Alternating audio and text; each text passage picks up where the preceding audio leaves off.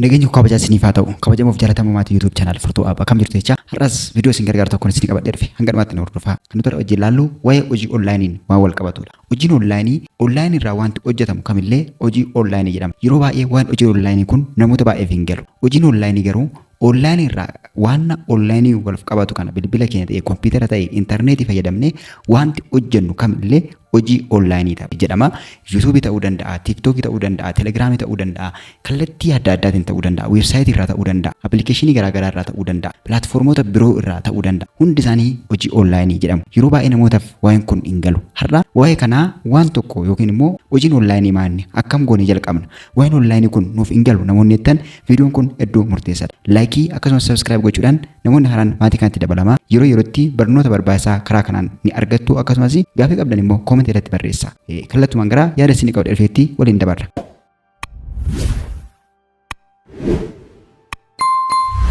Wantoonni onlaayinii irraa hojjetaman marti isaanii hojii onlaayinii jedhamu. Hojiin onlaayinii yeroo baay'ee iskiilii nu barbaada. Keessumaa afaan beekuu hanga tokko beekuu danda'u nu gaafata. Dabalataan immoo iskiilii yookiin immoo dandeettii waan tokko kireetii gochuu dandeettii waan tokko hubachuu nu barbaada. Ta'us namni murteeffatee yoo hojjechuuf itti ka'ee hojii onlaayinii kana bifa salphaadhaan hojjechuu ni danda'a. Kana jechuun waan beekurraa, waan danda'urraa, waan isaaf galerraa hanga hubachuu danda'erraa ka'ee waan guddaa hojjechuu danda'a. Fakkeenyaaf namni onlaayinii irratti hojii onlaayiniin hojjedha gara fuulduraatti jedhee yaadu sababiin isaa yeroo teknooloojii. Yeroo teknooloojii bilbila keenyaaf intarneetii fayyadamnee waan hedduu hojjechuu dandeenya. Namoota hedduu biliyoonara kan godhe hojii onlaayinii kana. Hojiin onlaayinii immoo jarjaranii yookiin ariifatanii osoo hin taane tasgabbiidhaan hubatama.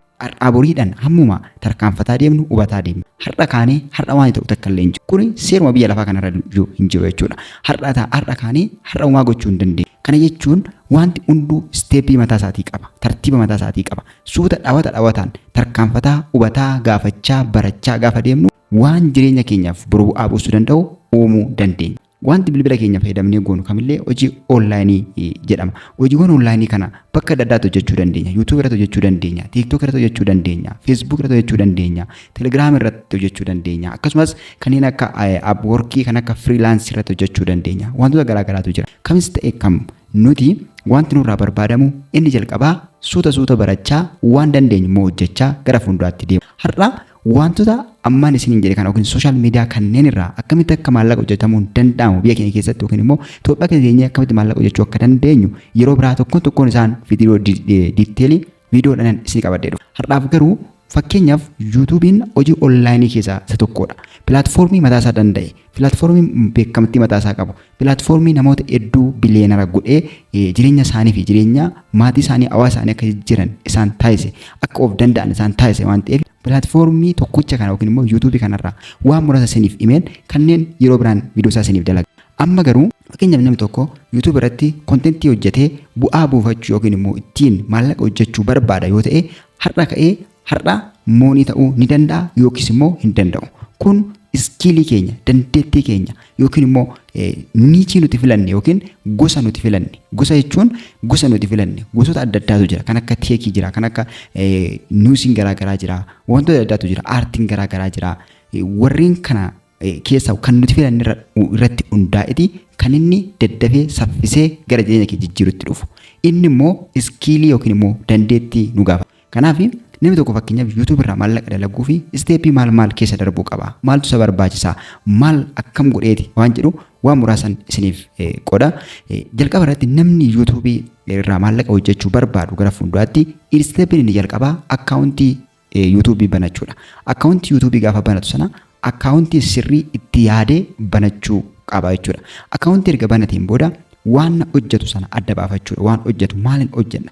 Wanti nuti hojjennu immoo karaa nuti adda baafannu dandeettii keenya dhaabanne maalan danda'a? Maalan hojjechuu danda'a?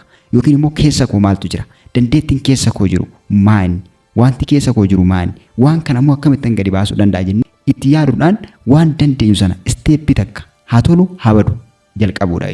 Hojjechuu jalqabuudha. Isteeppiidhaan gaafa guyyuma guyyaan waan keessa keenya jiru gadi baasaa dabalachaa barachaa barsiisaa gaafa deemnu tokkoffaa waan jireenya keenya boru jijjiiru guyyaa guyyaan facaasaa deemna. Wanti nuti har'a goonu boru bu'aa nuuf fida. YouTube akkanatti hojjetama. Fakkeenyaaf namni YouTube irraa bu'aa buufachuu barbaadu tokko har'uma ka'ee har'umaa gochuu hin danda'u. Barana yoo jalqabe garuu waggaa tokkoon waggaa lamaan booda isarraa bu'aa argachuu danda'a. Kanaaf har'a waan dandeenyurraa, waan keessa keenya jirurraa, waan qabnurraa eegallee hojjechuu jalqabuudha. Kontentii kireetii gochuu barbaannu kan dandeettii isaa qabnu yookiin immoo kan hanga tokko yaallu.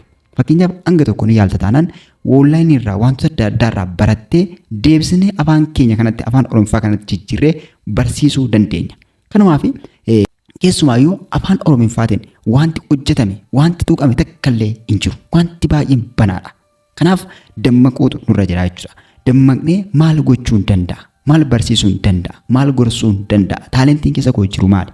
Kanammoo akkamittan gara gabaa kanaatti yookiin immoo gara pilaatfoormii kanaatti fidachuu danda'a isa jedhu sirriitti yaaduu qabna.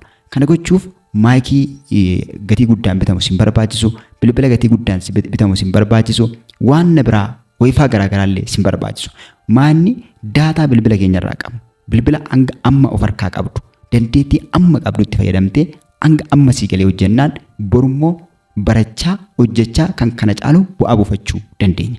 Kanaaf jalqaba amma jalqabuu qabna jechuudha. Fakkeenyaaf YouTube'n tokko maallaqa nuuf lakkaa'uudhaaf subscriberii yookiin immoo namoota hordoftoota 1000 dirqama barbaada. Akkasumas watch hourii yookiin immoo sa'aatii viidiyoon keenya daawwatame sa'aatii 4000 barbaada. Waggaa tokko yookiin immoo guyyaa 365 keessatti yookiin short view guyyoota 90 keessatti hanga miliyoona 10 qabaachuu qabna jechuudha. Kanaan kan inni moonii nu gochuu danda'u. Kanaaf kana gochuuf immoo har'uma kaanee sanarra ga'uu dhiisuu dandeenya.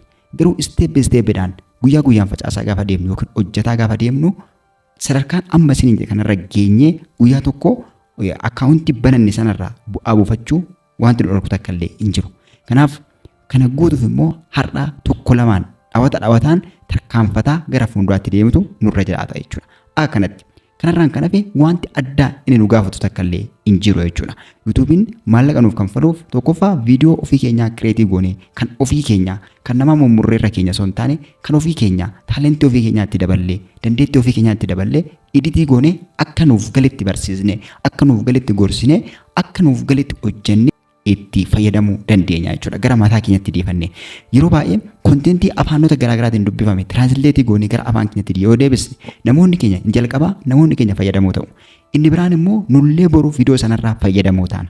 Maaliif YouTube'n akkuma waan nuti kireetii goonetti nu ilaala.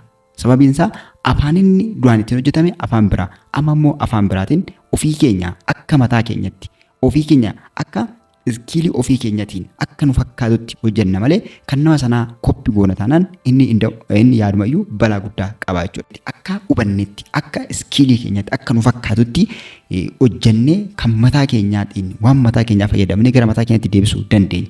Kana jechuun viidiyoo fudhanne osoo hin taane yaada YouTube irraa wanti eeyyamamaan yaada fudhachuudha. Yaadni banaadha. Namni kamillee fudhachuu danda'a. Kan afaan barbaanne irraa fudhachuu dandeenya. Amaariffarraa, Ingiliffarraa, afaanota iddoorra kan feene irraa fudhachuu ni dandeenya jechuudha. Wanti nu rakku takka illee hin jiru. Yaada fudhachuu dandeenya. Yaada sana immoo dandeettii ofii keenyaa, iskiilii ofii keenyaa, paashinii ofii keenyatti deebisnee ittiin gara YouTube'itti baasna taanaan YouTube'n akka viidiyoo dhuunfaa keenyatti nuuf qaba jechuudha. Kanaaf dandeettii keessa keenyaa jiru baasnee mul'isuuf step by stepdhaan tarkaanfachuutu nurra jira jechuudha. Sana yoo taane salphaatti milkaa'uu dandeenya. Kanaaf namoonni hanga har'aa YouTube'ii otoo hin jalqabin jirtan ammuma jalqabaa. Akkatatti YouTube chaanaalii banattan viidiyoo isaa hojjedheen jira jechuudha. Torbee darbe kan hin hojjedhe as description jala yookiin immoo dhuma kanarran isiniif ka'a.